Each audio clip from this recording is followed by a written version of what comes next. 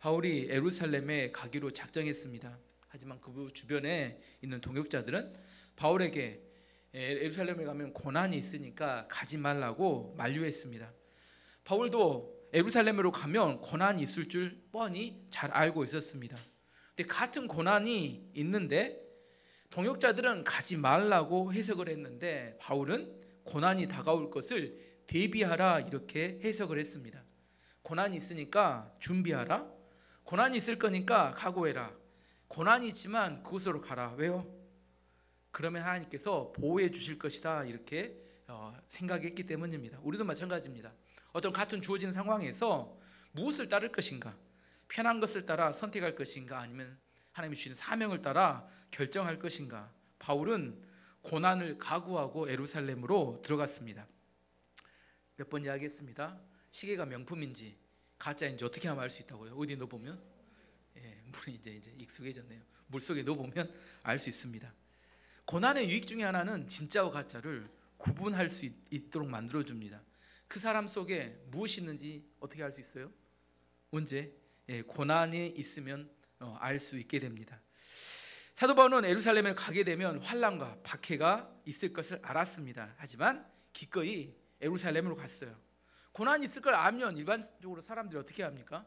피해서 이렇게 도망칩니다. 그런데 왜 굳이 고난이 있음을 알고도 예루살렘으로 올라갔을까요? 왜 올라갔을까요? 고난 이후에 찾아올 하나님의 영광을 보았기 때문입니다. 영광을 본 사람은 기꺼이 고난을 견뎌냅니다. 예를 들어 요즘 의대 정원 문제로 정부와 의사협회가 이게 상당히 심각한 대립관계에 있습니다. 의대에 가면 공부 엄청 많이 해야 합니다. 지금 몇 번 설명드렸어요. 의대 졸업하고 나면 전공의대 인턴 레지던트가 되면 엄청 밤잠 먹다고 이게 환자를 돌봐야 합니다. 이 고생스러운 일이에요. 근데 학생들과 학부모들은 의대를 보내려고 몸부림을 칩니다. 왜 그럴까요? 고난이 있다니까요. 고난이 있어요. 이야기 고난이 있는데 왜 거기를 가서 굳이 고난을 이렇게 감수하면서도 거기를 가려고, 우리 교회도 이렇게 그런 꿈을 갖는 아이들이 있던데 왜 고난을 감수하고 거기를 가려고 몸부림을 칠까요? 왜 그래요?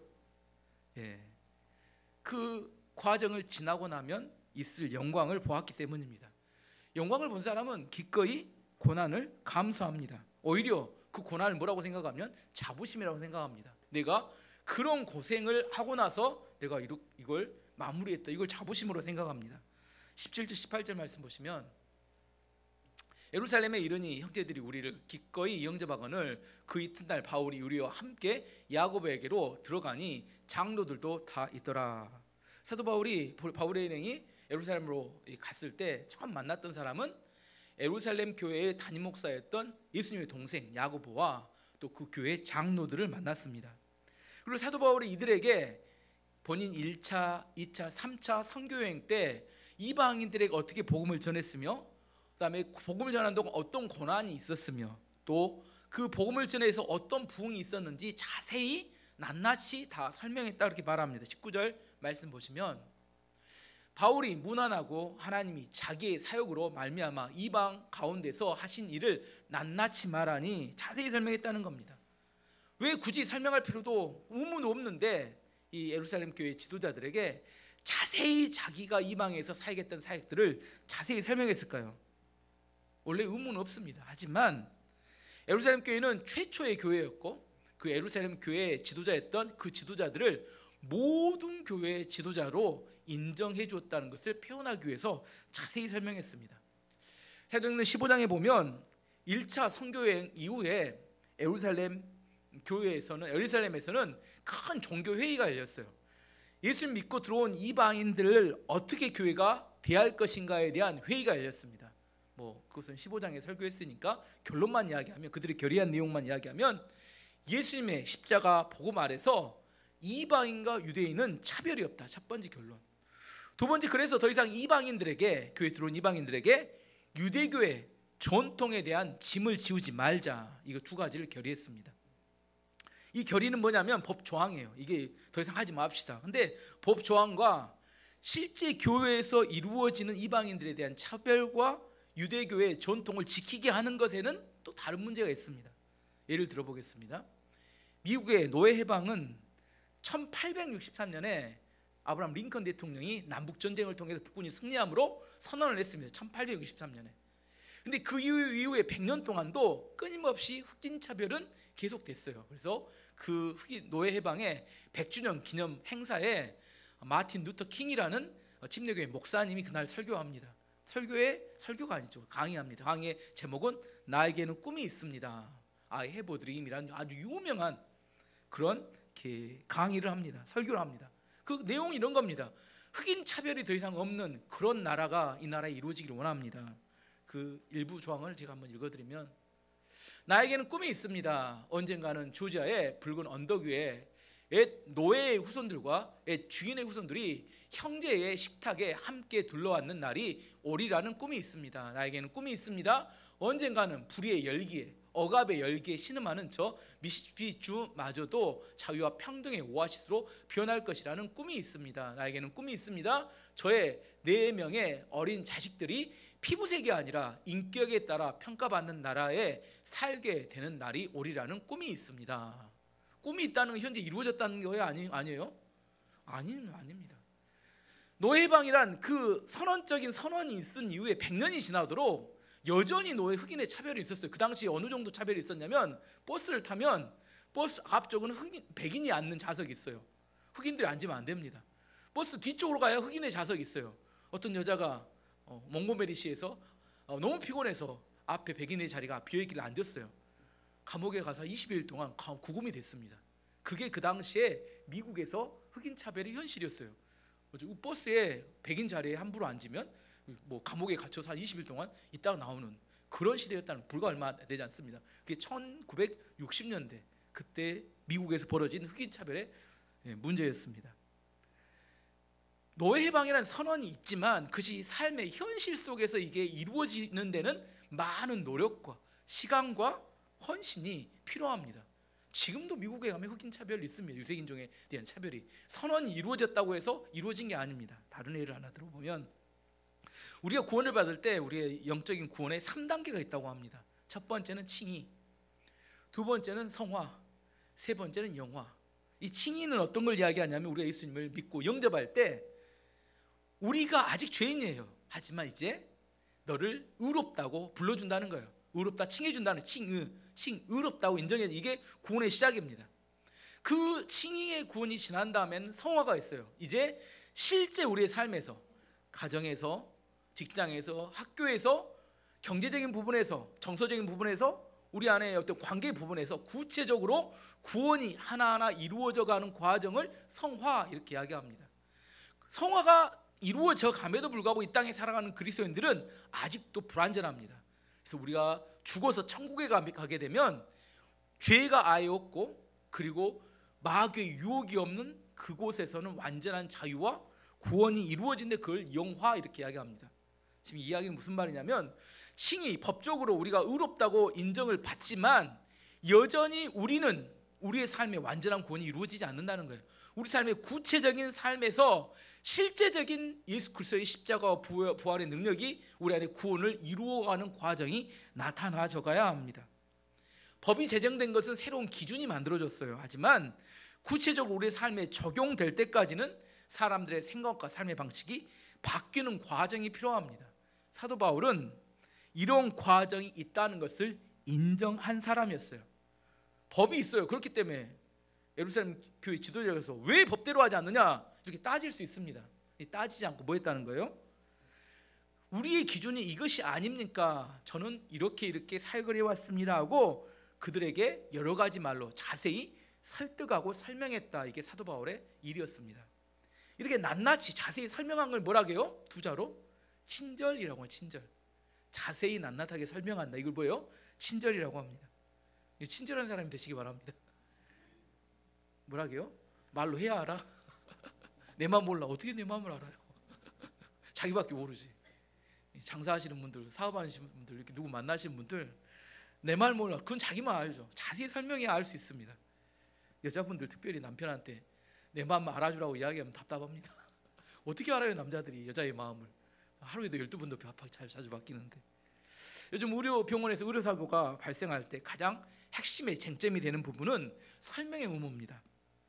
병원에서는 아무리 열심히 하고 최선을 다해도 의료사고가 발생합니다. 왜? 사람이 하는 일이기 때문입니다.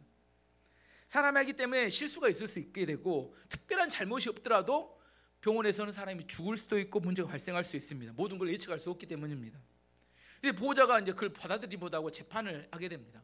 재판을 하게 되면 재판의 가장 중요한 쟁점이 되는 것은 그 시술을 하기 전에 의료진들이 충분히 설명했는지 안 했는지에 따라 판결이 달라집니다. 충분히 설명을 했으면 문제가 안 됩니다. 하지만 충분히 설명하지 않았으면 문제가 됩니다. 얼마나 잘했느냐가 중요한 게 아니라 설명을 잘했느냐가 중요하다니까요. 재판의 쟁점은. 그래서 여러분 요즘 병원에 가서 입원하시려고 하면 아십니다. 무지하게 사인 많이 해야 합니다. 이것도 사인하고 저것도 사인하고 계속 사인을 하라고 합니다. 왜? 설명을 해줬는데 나중에 뭐라고 하니까 안 들었다고 해버리면 이렇게 문제가 되니까 계속해서 사인을 해서 그 설명 들었다는 증명을 남기려고 합니다. 근데 문제가 되는 건 이런 겁니다. 자기의에 가득 찬 사람들이 있어요. 나는 하늘 우러러 한 점 부끄러움이 없기 때문에 설명을 하지 않아도 된다, 이렇게 생각하는 사람들이 있다는 겁니다. 나는 다른 사람보다 훨씬 환자들에게 잘하고 헌신적이기 때문에 뭐요? 설명 안 해도 된다고 이렇게 생각하는 사람들이 있어요. 근데 막상 사고 빵 터지면 터진다니까. 아무리 노력해도 터져요. 발생합니다. 제가 해보니까 알아요. 터지게 되면 그 법적인 문제가 발생했을 때 대충 환자를 봤던 사람보다도 훨씬 더 꼼꼼하게 최선을 다해서 본 사람들이 어려움에 빠지게 되는 경우가 많아요. 종종 있습니다. 왜 그럴까요? 뭘 안 했기 때문에? 설명을 안 했기 때문에. 왜 설명을 안 해요? 나는 최선을 다하고 있기 때문에, 나는 헌신적이기 때문에 설명 안 해도 된다, 이렇게 생각하는 잘못된 생각을 갖고 있어요. 실제로 이렇게 문제가 터지면 최선을 다했냐 이게 중요한 게 아니라 설명을 했느냐 이게 중요하다니까요. 뭘 잘해야 돼요? 설명을 잘해야 돼요. 사도 바울이 하나님께서는 우리의 중심을 보십니다. 하나님께 설명 안 해도 돼. 왜? 우리 말 안 해도 우리 마음을 알고 있기 때문에. 근데 사람은 중심을 보지 않고 뭘 봐요? 설명을 듣습니다. 사람은 설명을 듣는다니까요. 설명한 것까지만 알려주는 겁니다. 설명 안 하면 문제가 터졌을 때 책임을 져야 됩니다. 그리고 뭘 잘해야 돼요? 설명을 잘해야 합니다. 사도 바울이 선교지에 갔을 때는 이방인들에게 복음을 전하고 충분히 기도하고 교회를 위해서 헌신했습니다. 하지만 예루살렘으로 왔을 때는 뭘 했어요? 설명을 했다니까요. 설명을 했습니다. 교회 지도자들에게 충분히 설명했습니다. 이것을 뭐라고 하냐면 친절이라고 합니다. 이걸 뭐라고 하냐면 지혜라고 합니다. 2024년에는 설명을 잘함으로 많은 열매를 맺는 한 해가 되기를 기도합니다. 이렇게 사도 바울이 충분히 자기 사역에 대해 설명을 하게 되니까 야고보와 장로들이 하나님께 영광을 돌렸습니다. 하나님께 영광을 돌렸다는 것은 충분히 납득을 했고 당신이 하고 있는 사역이 하나님께서 하시는 일이라는 사실을 인정했다는 겁니다. 하지만 이렇게 하나님께 영광을 돌리고 난 다음에 예루살렘 교회 안에 있는 유대인들, 율법의 열심 유대인들의 우려에 대해서 전달합니다. 20절에서 21절 말씀 보시면 그들이 듣고 하나님께 영광을 돌리고 바울더러 이르되 형제여 그대도 보는 바에 유대인 중에 믿는 자가 수만 명이 있으니 다 율법의 열심을 가진 자라. 내가 이방에 있는 모든 유대인을 가르치되 모세를 비반하고 아들들에게 할례를 행하지 말고 또 관습을 지키지 말라 한다 함을 그들이 들었도다. 이 말이 어려우니까 쉬운 성경으로 다시 한번 봐보도록 하겠습니다. 그들이 바울의 말을 듣고 하나님께 영광을 돌렸습니다. 그리고 바울에게 이렇게 말했습니다. 형제님 아시겠지만 유대인 가운데 신자가 된 사람이 수만 명입니다. 그들은 모세 율법을 지키는 일에 매우 열성입니다. 그런데 그 유대인들 사이에는 당신이 이방인들과 어울려 사는 유대인들에게 모세의 율법에서 떠나 자녀에게 할례를 행하지 말고 유대의 관습도 지키지 말라고 가르친다는 소문이 돌고 있습니다. 예루살렘이 수만 명, 엄청 큰 교회죠. 수만 명이 모인 교회인데 그 안에는 유대인의 모세 율법, 유대의 율법에 열심인 유대인들이 많은데 그들에게 나쁜 소문이 돌고 있다는 겁니다. 그 소문의 내용은 세 가지예요. 당신이 이방인들과 어울리면서 유대인들에게 모세 율법을 지키지 못하게 한다. 자녀들에게 할례를 주지 말게 한다. 세 번째, 유대의 관습을 지키지 못하게 한다. 이런 소문이 돌고 있다는 겁니다. 이걸 악마의 편집이라고 합니다. 앞뒤 말은 다 빼버리고 진이와 본인은 빼버리고 뭔만 이야기해요? 그 문장 한 구만 딱 떼어가지고 몇 가지 만들어가지고 뭘 해요? 어떤 사람을 지극히 나쁜 죄인으로 몰아버리는 것을 악마의 편집이라고 합니다. 사도 바울이 모세의 율법을 떠나야 된다 이렇게 말했다는데 이렇게 말한 적 없습니다. 이렇게 로마서를 봐도 바울은 율법이 잘못됐다고 이야기한 적이 한 번도 없어요. 다만 율법을 통해서는 구원을 받지 못합니다. 율법은 몽학성상 개인교사로 예수님께 인도하는 그 도구다 그렇게 말하고 있습니다. 두 번째, 자녀에게 할례를 행하지 못하게 한다. 이방인들에게 복음을 전하는데 왜 이방인들이 할례를 받아야 합니까? 할례는 유대인들의 관습인데, 또한 할례는 구원과 전혀 상관이 없다고 가르쳤는데 할례를 받지 못하게 한다고 이렇게 편집해서 이야기했습니다. 세 번째, 바울은 유대의 관습을 무시한다. 유대인의 관습은 유대인만 지키면 됩니다. 그런데 이방인들에게까지 그걸 지키라고 할 의무가 필요가 없는 겁니다.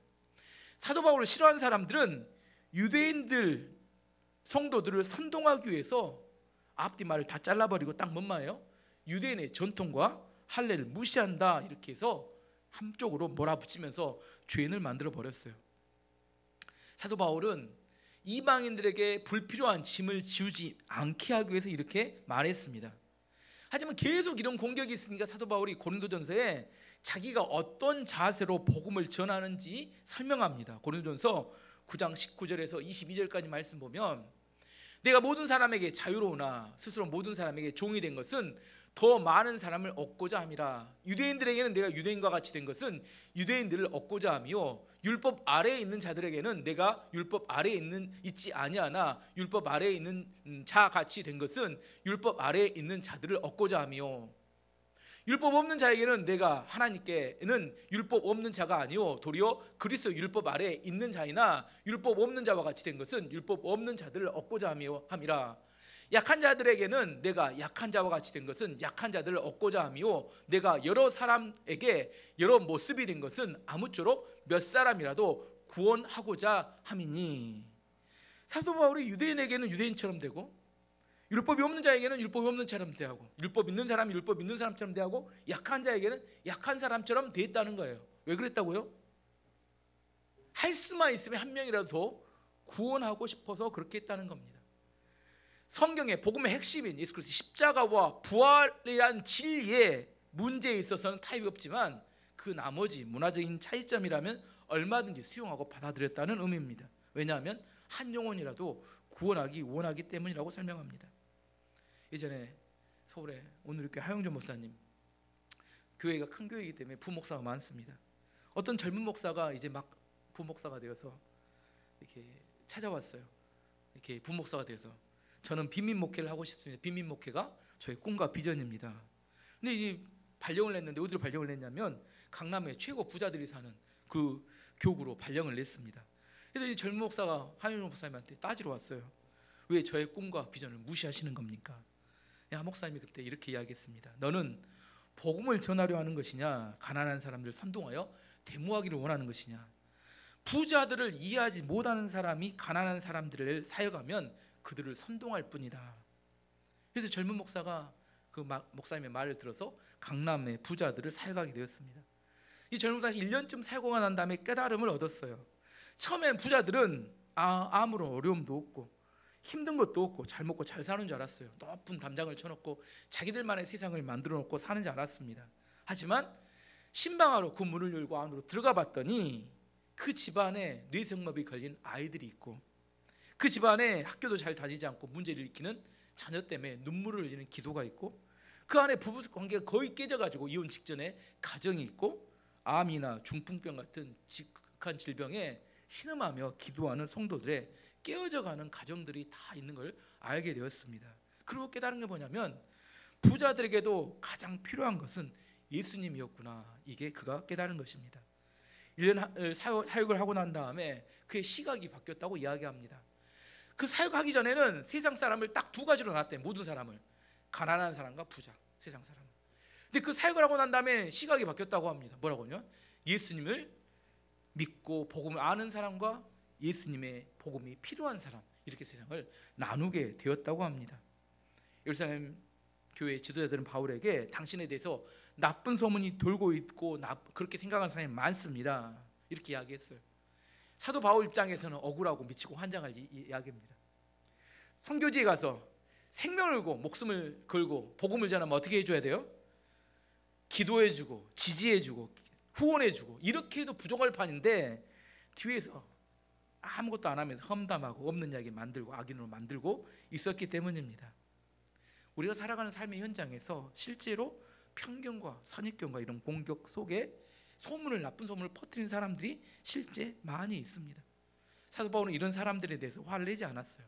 그리고 야고보와 장로들에게 조언을 구합니다. 그러면 어떻게 해야 합니까? 그랬더니 야고보와 장로들은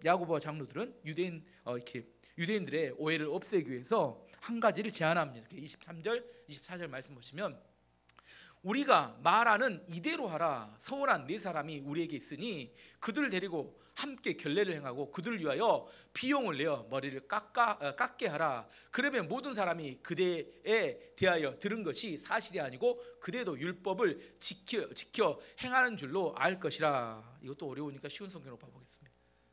그러나 우리가 일러주는 대로 하십시오. 우리 중에 하나님께 서약을 한 사람이 4명 있습니다. 이 사람들을 데리고 가서 함께 결례 의식을 행하십시오. 그리고 형제께서 그들의 머리를 깎는 값을 대신 값을 내주십시오. 그러면 그들이 그대에 대한 소문이 모두 사실이 아니고 그대도 율법을 지키며 살고 있다는 것을 알게 될 것입니다. 야고보와 지도자들이 알려준 방법은 유대인들 중에 몇 명, 4명이 정결의식을 행하려고 하는데 그들 대신 머리 깎는 값을 대신 내주고 여러분도 함께 정결의식을 행하게 되면 유대인들의 오해가 풀릴 겁니다. 이렇게 하겠어요. 근데 사실 이게 맞는 방법인가? 이게 맞는 방법인가? 맞는 방법은 아닙니다. 야고보와 장로들을 자기들이 뭘 맡았어요? 그 교회의 설교와 교육을 맡고 있고 담당하는 사람입니다. 정말 사도 바울이 옳고 잘못되지 않았다면 뭘 해야 돼요? 이 설교를 통해서, 교육을 통해서 뭔 설교를 해야 돼요? 무엇이 중요한지, 무엇가 중요한지 정확하게 가르치고 알려야 했습니다. 그들이 가지고 있는 유대주의가 왜 잘못됐는지를 가르치고 설명해야 되는데 뭔만 하기로 원했어요? 외적인 이미지만, 당신이 결례의식을 하고 돈을 좀 내주면 그 사람들의 이미지가 바뀌어서 그 사람들이 좋게 생각해 줄 것입니다. 이렇게 이야기한 겁니다. 본질을 바꾸려고 생각하지 않고 뭔만 바꾸려고요? 이미지만 쇄신하려고 하는 겁니다. 이미지를 바꾼다는 건 잠시 눈속임을 하는 겁니다. 정치인들이 주로 하죠. 요즘 말하면 사진을 찍어서 뭘 처리하는 거예요? 요즘 문봉희 집사님 많이 하고 있는 것 같아요. 포샵 처리랑 포샵. 진실이 아니에요. 눈속임 하는 거예요. 눈속임. 이 시대는 포샵 시대면 포샵 시대. 카톡에 올라온 사진 거의 믿지 않습니다. 20년치 사진을 아직도 올리고 있고, 그리고 막 만들어가지고. 그래서 요즘은 교회 주보 이렇게 주소록 만들 때 사진을 주라고 하잖아요. 예전에 사진을 주라고 했더니 그 사람이 아니에요. 옛날치 사진을 줘요. 20년치 전에 사진을 주니까 이거 안 되겠다. 무엇이 중요한지 본질을 바꿔야 되는데 본질을 바꾸지 않고 뭐예요? 눈속임 하려는 거예요. 교회에서 이미지 전략으로 성도들을 잠시 그들이 오해를 풀어보자 이렇게 이야기해서, 그러나 이것이 얼마나 예루살렘 교회가 지금 무너져 왔는지에 대한 이야기를 하고 있는 겁니다. 원래 1세기에 가장 뜨거운 교회였는데 이게 20년 정도 지났는데 이제 이미지 전략을 하는 겁니다. 누가? 그 교회 담임 목사와 장로들이 이미지 좀 바꿔봅시다. 이게 결과가 나중에 어떻게 되냐면 이게 2가지 결과가 맺어지는데, 하나님께서 그 1세기의 중심 교회를 예루살렘 교회에서 안디옥 교회로 옮겨버리셨어요. 1세기의 성교의 중심 교회는 안디옥 교회가 되어버렸습니다. 또 더 중요한 건 뭐냐면 불과 이 일이 있는 10년 후에 로마 제국의 장군 티투스라는 장군이 예루살렘 성을 완전히 회파해버립니다. 예수님이 예언한 대로 성전이 돌 위에 돌 하나 남지 않게 수만 명이 모인 교회가 그것을 통해서 완전히 없어져 버리고 말았습니다. 요한계시록의 에베소 교회에도 예수님께서 비슷한 경고의 말씀을 하십니다. 요한계시록 2장 4절 5절 말씀 보시면, 그러나 너를 책망할 것이 있나니 너의 처음 사랑을 버렸느니라. 그러므로 어디서 떨어졌는지를 생각하고 회개하여 처음 행위를 가지라. 만일 그리하지 아니하고 회개하지 아니하면 내가 내게 가서 내 촛대를 그 자리에서 옮기리라. 에베소 교회는 바울이 개척한 교회고 기라성 같은 목회자들이 그 교회를 사역했고 큰 부흥을 이루었던 교회였습니다. 근데 시간이 지나면서 여기 교회도 뭘 잃어버렸어요? 처음 사랑이 식어져 버렸어요. 예수님께 그들에게 경고합니다. 너네들 지금 어디서 떨어져 왔는지 지금 생각해야 되고 회개해야 되고 다시 돌아가지 않으면 내 촛대로 옮겨버려. 촛대로 옮긴다는 건 교회를 없애버리겠다는 그런 이야기입니다. 성지순례 가보면 터키에 에베소 가본 지금 교회가 있을까요 없을까요? 교회 없습니다. 교회 터만 남았어요. 교회가 예수님 예언한 대로 싹 없어져 버렸어요. 아무도 모이지 않습니다. 교회 터에서 사진을 찍어갖고 옵니다. 안타깝게도 수만 명이 모였던 제 1세기 당시 도시 인구가 몇 명씩인지 제가 가끔 설명했잖아요. 수만 명이 모이는 교회라는 것은 사실 그 시대에 지금 말하면 100만 명 이 정도 되는 그런 크기입니다. 근데 그 부흥했던 예루살렘 교회가 10년 후에 불과 없어져 버렸어요. 왜 없어져 버렸어요? 하나님의 뜻에 집중하지 않고 몸만 이미지를 바꾸는데 집중했기 때문에 없어져 버린 겁니다. 진짜와 가짜를 구분하는 방법이 뭐라고요? 고난 속에 넣어보면 알 수 있습니다. 우리의 신앙이 진짜인지 가짜인지 어떻게 하면 알 수 있어요? 고난을 통과하면 알 수 있게 됩니다. 지금 우리나라의 큰 교회라고 하는 교회들 50년 뒤에 어떻게 될지 아무도 모르는 이야기입니다. 그들이 계속 존재할지 아니면 없어져 버릴지. 사도 바울은 동역자들이 고난이 있으니까 피하라고 권했지만 사도 바울은 고난이 오니까 뭐라고 이야기해요? 대비하라 이렇게 받아들였습니다. 고난이 오니까 준비하라. 고난이 오니까 마음에 각오를 해라. 고난이 오니까 거기서 들어가라. 그러면 하나님께서 보호해 주실 것이다고 말씀하셨습니다. 2024년은 제가 여러 번 이야기했습니다. 많은 풍랑이 있는 한 해가 될 것이다. 피할 수만 있으면 피해보자 이게 아니라 이미지를 바꿔서 어떻게 피해보자 이런 게 아니라 예수님의 생명과 연결되어서 본질적인 변화가 있을 때 우리 삶에 풍성한 열매가 맺힐 수 있습니다. 사도 바울은 예루살렘에 고난이 있었음에도 불구하고 알았지만 피하지 않았습니다. 준비하고 거기서 뛰어 들어갔습니다. 그리고 그 안에서 엄청난 생명의 능력으로 사람들을 구원하고 또 로마까지 가서 그의 복음을 전가하는 걸 통하여 하나님의 살아계심을 나타냈습니다. 우리가 원하지 않더라도 고난은 우리에게 밀려옵니다. 2023년에 밀려와 버렸잖아요. 이 밀려온 고난을 어떻게 해요? 뭐 앉아있다 그냥 당하고 떠나려 가버리면 끝입니까? 잘 준비하셔서 여러분이 그 안에서 많은 열매 맺고 하나님께 영광 돌리는 한 해가 되시기를 축원합니다.